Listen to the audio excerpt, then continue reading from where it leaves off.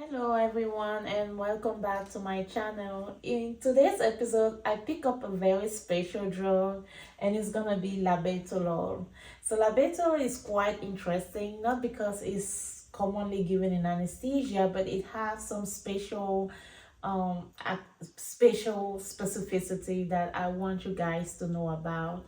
So if you watch my other videos about the drugs, I keep the same KIM classification, mechanism of action, clinical use, adverse effect, complication, consideration, metabolism, route of elimination, and then toxicity. So we're going to dissect labetalol and see what it does. So labetalol classification is going to be a beta blocker, oral beta blocker, and it is a non-selective beta blocker. So because it's a non-selective, it's gonna act at beta 1 and beta 2. Non-selective. So it's gonna both block beta 1 and beta 2. Also, it's not a pure beta 1 blocker. It's not a pure antagonist because it also has partial agonism at beta 2. So not pure. So it's gonna be beta 2 positive right here. Now this pure versus non-pure is also called ISA, intrinsic sympathomimetic activity. That means it also can increase the sympathetic activity. So we call it ISA because it's a partial agonist at beta 2.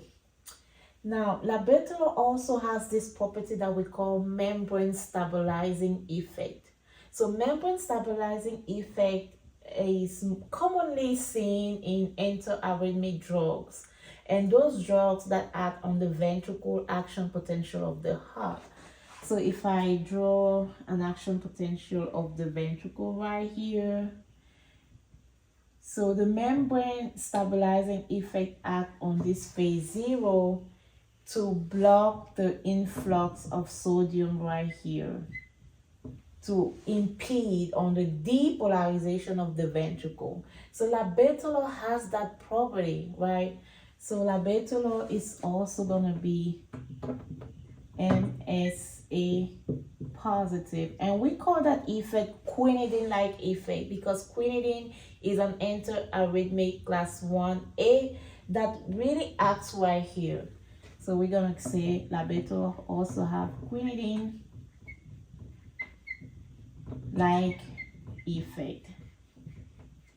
So no wonder why it's not that much administered in anesthesia, because it's hard to predict how labetalol is going to react in the system, right? Especially when you have a sick patient giving anesthesia.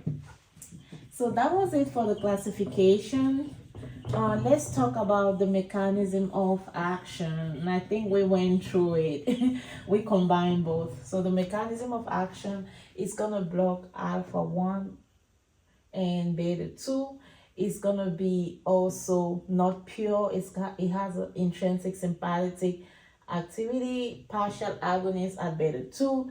It's also MSC positive. It acts as a quinidine antiarrhythmic, and also labetalol is gonna block alpha 1. And I'm gonna put it here because it's a non-selective, so it's also going to block alpha 1. So we only have 2 beta blocker that also block alpha 1, is labetalol and carvedilol. So labetalol is going to act on all these receptors and plus have a partial agonism at beta 2 receptor. So why do we use labetalol if it's so non-predictable? So we use labetalol in clinical use, overdose of AP. Yeah, overdose of AP. So AP is an endogenous catecholamine, right? And AP acts on receptor mainly alpha 1, beta 1, and alpha 2. So now we see that labetalol is going to be able to neutralize the beta 1 and the alpha 1. We don't worry that much about alpha 2 because alpha 2 decreases the sympathomimetic effect of all the drugs, right? So by blocking these two, it's going to be so useful in the treatment of AP overdose. And also, AP also has beta 2 agonism effect. And now, labetalol blocking beta 2, so it's going to neutralize the toxicity of AP at all points.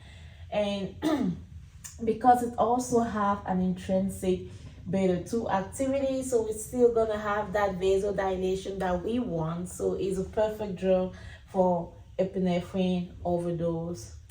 So we also use that for the treatment of rebound hypertension that we see with clonidine. Let's change this. Rebound hypertension with the abrupt withdrawal of clonidine. So clonidine is a central acting alpha 2 receptor agonist, right? So clonidine is alpha 2 agonist, and we saw that alpha 2 decrease the norepinephrine release. So now when you suddenly stop clonidine, we have this norepinephrine increase, which give you tachycardia, rebound hypertension. Now, norepinephrine is going to act on receptor alpha 1, beta 1, and alpha 2. So, labetalol act blocking beta 1, blocking alpha 1, and partially beta 2. So it's gonna neutralize the effect of alpha 1, beta 1, and still give us that vasodilation that we're looking for. Great drug. Now we also use it in pheochromocytoma, the treatment of pheochromocytoma. And why is this a great drug for pheochromocytoma? Because with pheochromocytoma, we have this huge release of catecholamine, right? And that creates hypertension, tachycardia, all that hemodynamic instability. Labetalol, by blocking all this receptor, is able to block all the effect of this catecholamine release on the receptor, which is what we like. Now, it's also given in pregnancy, hypertensive crisis in pregnancy, which I found out is a great drug because sometimes we have so many interactions with pregnancy, we don't know which one to give, which one not to give. Labetalol is a great drug for pregnancy hypertension. And sometime in anesthesia, you want to decrease your blood pressure to control your bleeding. So less blood pressure, less bleeding. And in controlling that blood pressure, most of the time you want your MAP to be between 50 and 60, right? So by using labetalol to control the decrease of that blood pressure, because you still have your vasodilation effect at beta 2, but you're blocking beta 1 and alpha 1, which is great. So we're going to use this in control hypertension. So this is a hypertension that the anesthetic provider is gonna induce to control the amount of bleeding. So labetalol is actually a good drug. When I was in ICU, I didn't even know that you could use labetalol in overdose of AP. So now that we saw the use, complication, labetalol, because it's a beta blocker, it's gonna give you hypotension, it's gonna give you flushing, it's gonna give you headaches. Is an effect that they are expected. Special consideration, interactions. So because labetalol is so unpredictable, I think you should just pay a special consideration with everything because it blocks so many things, right? So be aware of all this. the route labetalol is going to be metabolized by the liver. So if you have a patient with liver insufficiency, you want to adjust your dose.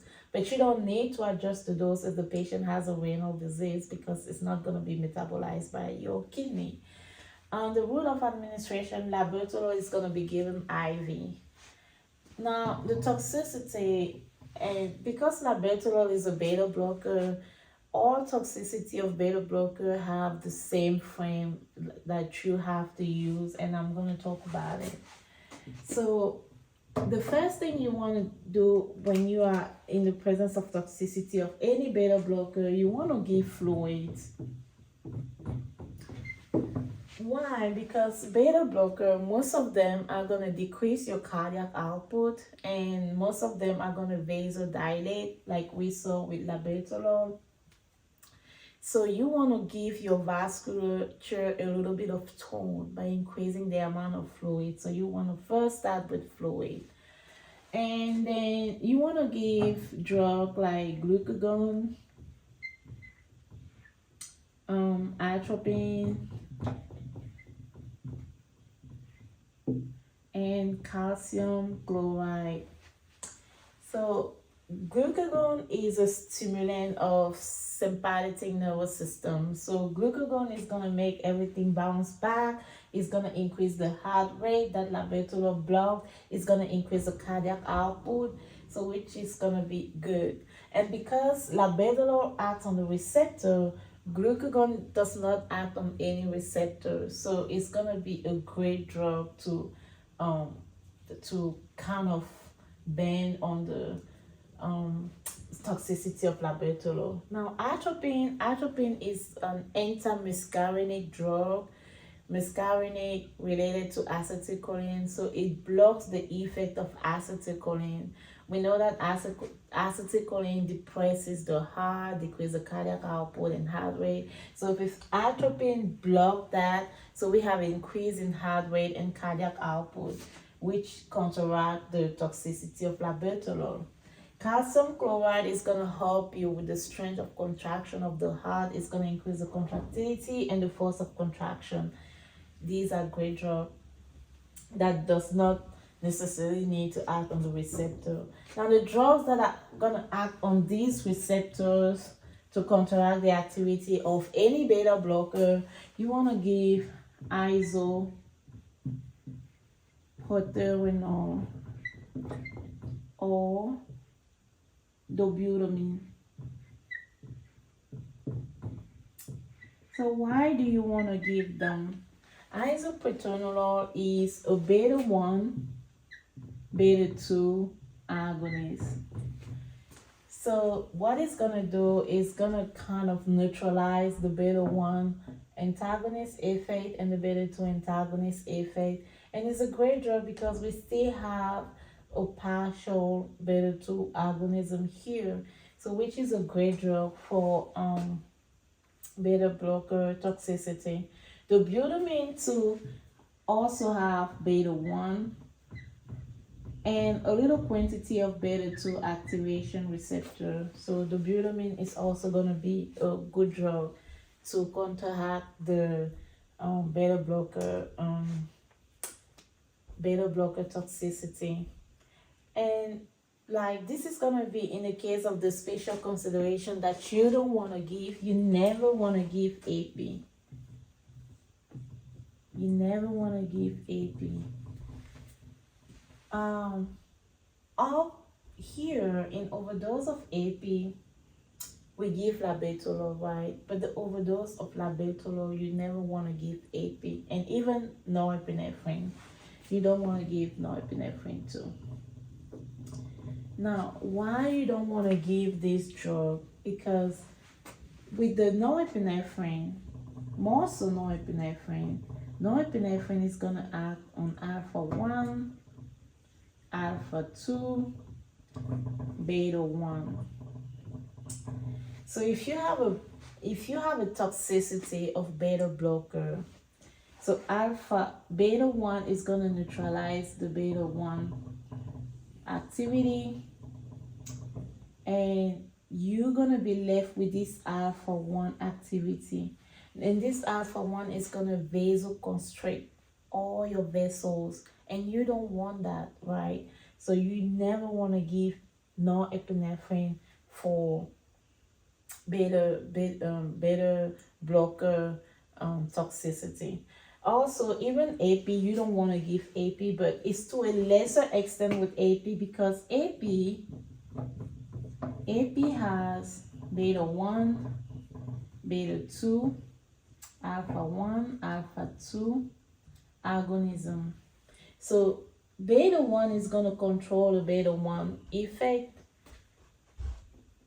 Beta 2 is gonna block the beta 2 effect, but you also still have this alpha 1. So you don't want to give that, right? So this is what I have for labetalol. Very tight medicine, tight drug, because of all the receptor it acts on. It's not pure, it acts everywhere and anywhere. So this, I think this is a great drug to know, just to know more about the specificity and the detail of beta blockers. And I hope this was a helpful video. So if you like this, please subscribe and share around you, and I will see you on my next video.